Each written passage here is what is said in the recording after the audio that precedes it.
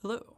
So, in this video, we're sort of aiming to tackle the question about knowing what to substitute and sort of tackling multiple substitutions. So, really, in general, one of the most difficult aspects of the U-sub is knowing what to substitute, sort of deciding how much to tackle at once or even what the right place to start might be.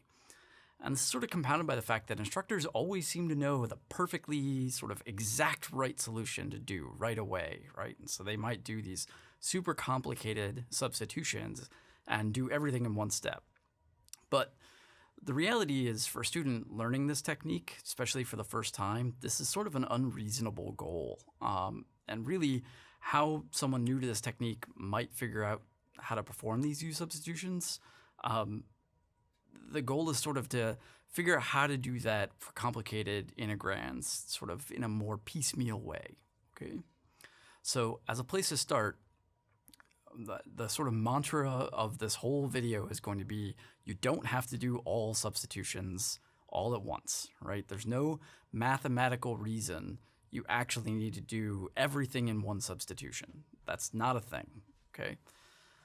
Now, granted, sort of the more things you tackle in a substitution, the fewer steps there are and the faster you complete stuff. But the flip side of that is the more room for error you're creating, okay? So we're going to go through an example, our example here, and I'm going to sort of go through it in almost deliberately using as many substitutions as possible to show you sort of the very sort of extreme case of doing this piecemeal.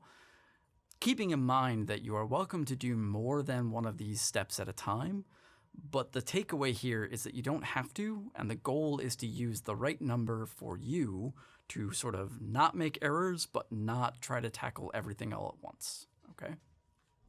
So to be sort of concrete, to be explicit, the best way to tackle complicated expressions like this is to just do it one piece at a time, right? Sort of do it piecemeal, step by step.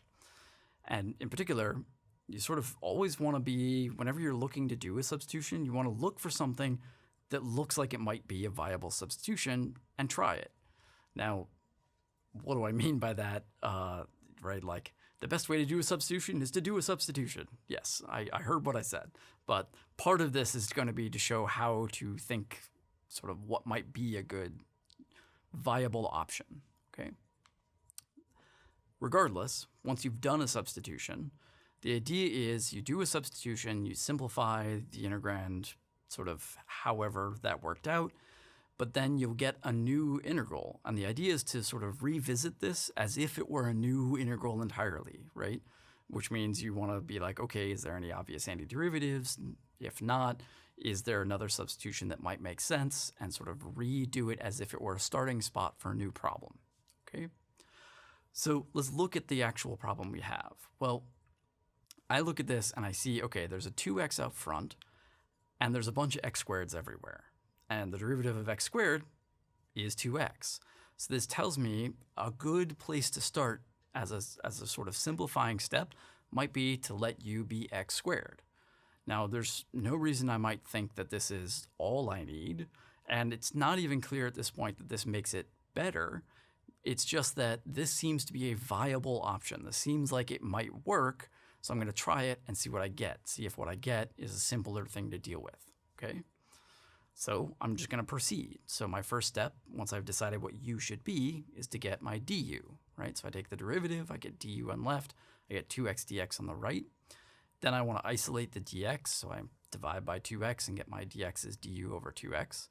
And then I try to substitute stuff in. In particular, the x squareds that I noticed, right, I replace with the u. And then the piece that I thought was going to be the derivative, that I don't want to replace or anything. I just want to keep an eye on that for when I replace the dx with the du, because the hope is that the thing that tags along, in this case, the 2x in the bottom here, will cancel the thing that I was thinking about when I was thinking the derivative part, right?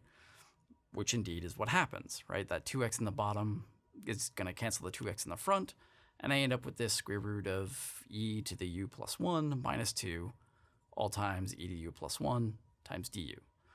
Now, it's sort of worth taking a second to be like, okay, the substitution worked. Did it make it better? And it did, right? Because I went from having sort of the product of three things, the 2x, the square root of stuff, and that e to the x squared plus 1. Now I just have the product of two things, right? So I'm making my object less complicated by doing that substitution, which is good news. At the same time, there is no obvious antiderivative here, so I might start looking for another substitution. And again, I look at this and I say, okay, well, I have u plus 1, but whenever I'm adding or subtracting a constant from a derivative standpoint, that does nothing. So I might think, okay, what if I replaced u plus 1 with some other letter? So I could do, for example, v is u plus 1. Well, same idea, right? I look at that and I go, okay, if that's my proposed substitution, then I'm going to take derivative both sides. So I get dv. On the right-hand side, I'm going to get du, and that plus 1 does nothing. But now I can do that substitution, right? So my u plus 1s, I'm going to replace with v. My du, I can just immediately replace with dv because it's already solved. So that's going to get me down to here, which, again, isn't necessarily something I know how to do right off the bat, but it is simpler. Now I don't have these complex expressions as my exponents, right? So I'm making it simpler, which is not the same as sort of making it solvable, right? I still don't know how to do anything with this thing yet. So again, I look at this as the same problem, as a sort of new problem, right? I sort of ignore all of this stuff up here, and I just pretend, okay, I'm handed this. What do I think? Well, I look at this and I say, okay, EV came up in a couple places, right? E to the V. And I know if I took a derivative of e to the v, it gets me e to the v, right? If I'm taking a derivative with respect to v, like the integral is talking about. So what if I did another substitution for e to the v? So I'm going to do, in particular, w is e to the v, right? Well, same as usual, right? Take the derivative of both sides. I'm going to get dw on the left, and on the right, I'm going to get e to the v, because the derivative is itself, dv. Then I can solve for dv, and I get dw over e to the v. Now, this is a sort of moment to pause, because I want to point out a very common mistake that students can do, especially when it comes to exponentials, which is that you might be tempted to be like, okay, I'm going to replace all the e to the v's with w, right? So I'd have square root of w minus 2 times w, and then replace the dv. But it turns out that's actually going to be sort of problematic in a sense. So instead, what I want to think of is the thing that I was aiming to replace. That's what I'll replace, right? I thought of this initial e to the v as the thing I wanted to make w. This outside e to the v I originally thought was, hey, that's sort of related to the derivative. Since that's related to the derivative, I don't want to replace that. So instead, I replace just the first one with w. So I have square root of w minus 2. I leave this one, this e to the v, because I'm thinking of that as being part of the derivative process, right? Part of the chain rule, that g prime. And then I replace dv with dw over e to the v.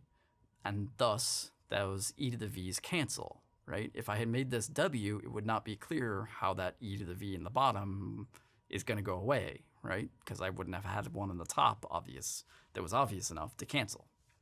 Okay, so I can simplify that further. Now I have the square root of w minus 2. Still, I mean, it's simpler. Now I'm down to a square root of something instead of having the product of stuff. I don't have exponentials anymore. That's nice. Still not quite something I know the antiderivative of, though. But again, I have that plus or minus of constant. I can get rid of that, right, for relatively easily, just like I did for the part in the top. So again, I'm looking at this as if it were sort of its own standalone question, ignoring all of the stuff that it came from for a moment. And I say, okay, another substitution I could do. I could get rid of the w minus 2 by saying, okay, let's make s be w minus 2. Again, take a derivative of both sides. So I get ds is dw.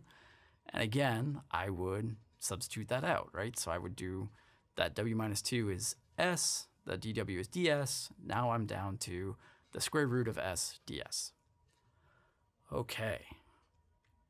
But this I can actually take an antiderivative of, right? Because this is really s to the 1/2.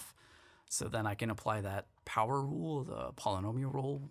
So I get this as my final result, right? So I increase the power by 1, so I get s to the 3/2, divide by that power, so there's a 2/3, and of course my always present plus c whenever I'm doing an indefinite integral.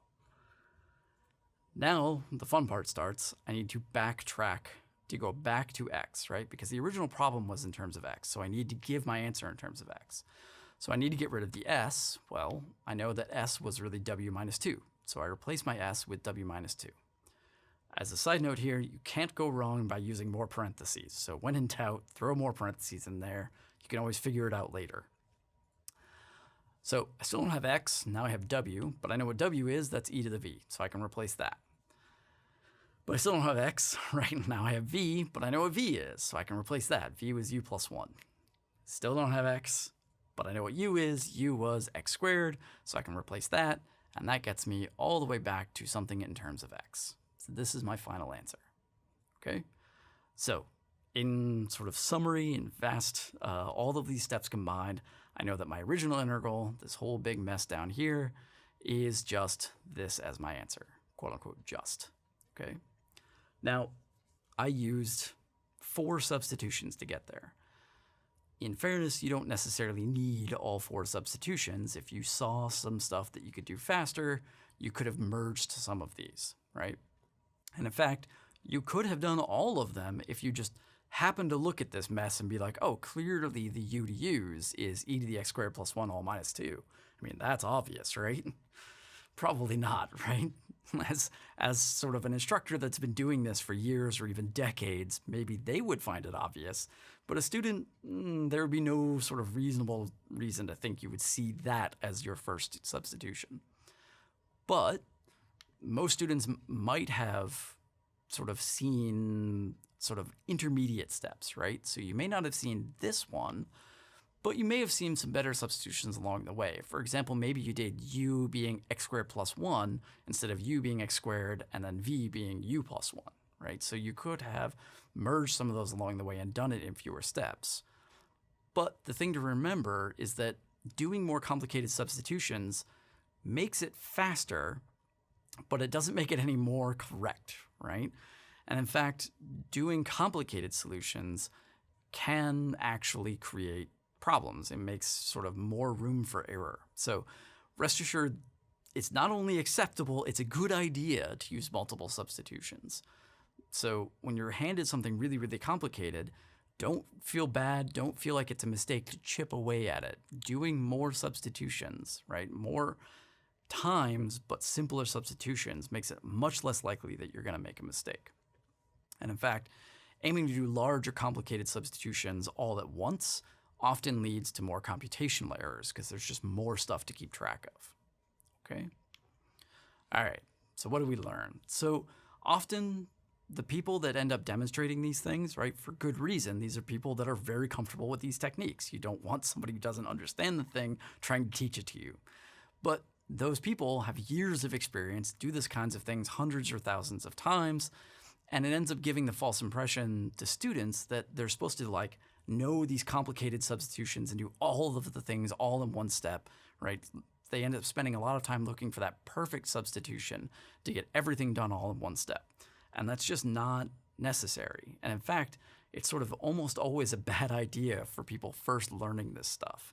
So remember, it's not just okay, but it's actually a good idea to do these substitutions sort of piecemeal. Do little bits that you see and whittle it down until you get to something you can solve.